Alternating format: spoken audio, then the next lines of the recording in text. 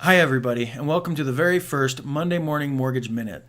These videos will cover a variety of topics regarding the very exciting but mostly mundane world of mortgage financing.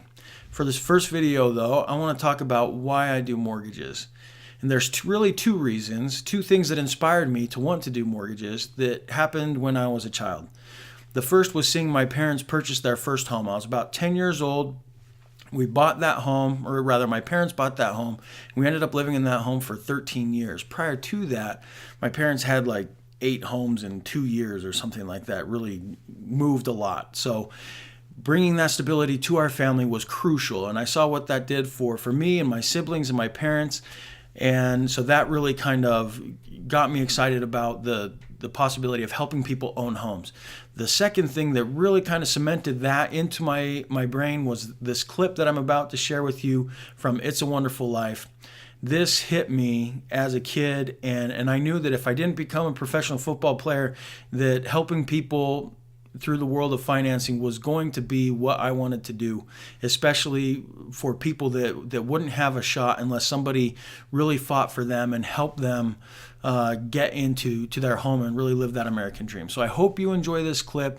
I hope you and your family have a wonderful and Merry Christmas. If you have any questions regarding this video or any videos that I post in the future, please leave a comment. I hope you'll subscribe and send me a message on Facebook. I'm happy to answer any questions or cover any topics in future videos that you guys would feel would be helpful to you. What does that get us? A discontented, lazy rabble instead of a thrifty working class. And all because a few starry-eyed dreamers like Peter Bailey stir 'em up and fill their head with a lot of impossible ideas. Now, I say... Just a minute, just a minute. Now, hold on, Mr. Potter. Just a minute. Now, you're right when you say my father was no businessman. I know that. Why he ever started this cheap penny-ante building alone, I'll never know, but...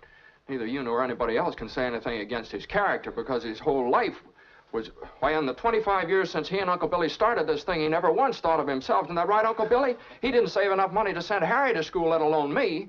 But he did help a few people get out of your slums, Mr. Potter. And what's wrong with that?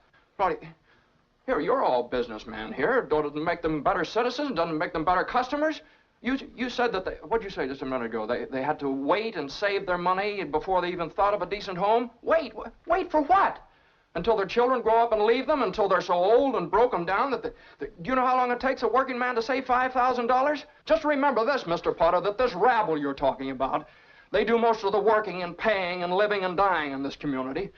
Well, is it too much to have them work and pay and live and die in a couple of decent rooms and a bath? Anyway, my father didn't think so. People were human beings to him, but to you, a warped, frustrated old man, they're cattle. Well, in my book, he died a much richer man than you'll ever be. I'm not interested in your book. I'm talking about the building and loan. I know very well what you're talking about. You're talking about something you can't get your fingers on, and it's galling you. That's what you're talking about, I know. Well, I've said too much. You're the board here. You do what you want with this thing. There's just one thing more, though. This town needs this measly one-horse institution, if only to have some place where people can come without crawling to Potter. Come on.